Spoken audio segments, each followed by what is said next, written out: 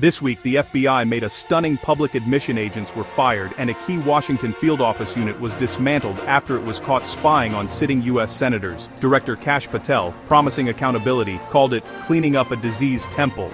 A rare, blunt acknowledgement of deep institutional rot. The scandal broke when documents revealed the FBI had tracked private communications of several prominent Republican lawmakers. Patel's swift response, firing agents and dissolving the unit within 24 hours, was meant to show seriousness and begin repairing the FBI's shattered reputation. The implications are profound if federal agents can secretly monitor elected officials. What limits remain on government power? Patel's actions are just the first step. The public is left wondering how deep the problem goes, and whether this is true reform or just damage control.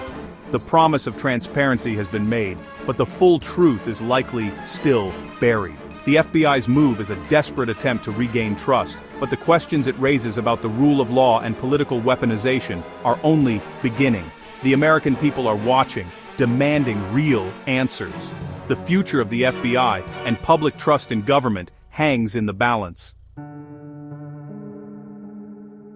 The FBI's surveillance targeted nearly a dozen Republican senators, Lindsey Graham, Josh Hawley, Ron Johnson, and others, plus Representative Mike Kelly.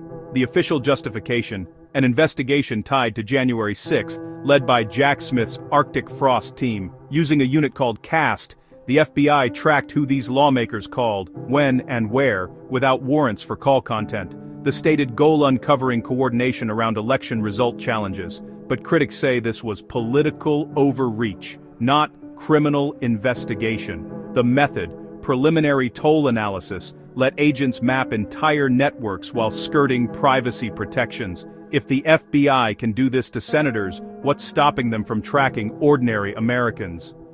The line between legitimate investigation and political espionage has blurred. This scandal is a stark warning about unchecked surveillance power. The public is left to question who's really being protected. At the heart of the scandal was the CR-15 squad. Once the FBI's elite public corruption unit, meant to root out government wrongdoing, CR-15 became infamous for its role in politically charged probes, especially Jack Smith's investigation into Trump and January 6th. Instead of impartial justice, the squad became seen as a tool for targeting political enemies. The Arctic Frost probe gave CR-15 sweeping authority, but using it to monitor Congress crossed a line. Director Patel's decision to dismantle the squad was both symbolic and practical, an admission that the unit was too compromised to save. The message to the FBI was clear. The era of political weaponization is over. Removing CR-15 is a dramatic step, but it's only the beginning of reform. The Bureau's credibility now depends on real change, not just headlines. The public demands a return to impartial law enforcement. The fallout in Washington was immediate and fierce. Trump and his allies claimed vindication, calling the scandal proof of a deep state conspiracy. Democrats, caught off guard, struggled to defend the FBI's actions as legitimate national security work. The lack of clear justification for such broad surveillance left many uneasy, even among the agency's usual defenders. Inside the FBI, new leadership rushed to echo Patel's reform message, promising transparency and accountability. Targeted senators like Josh Hawley and Ron Johnson demanded investigations and called for sweeping reforms.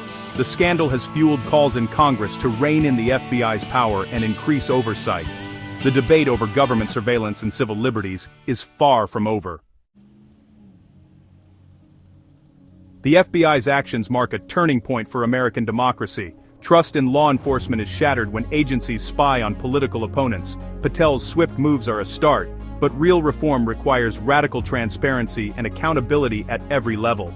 This scandal forces a reckoning with the surveillance state.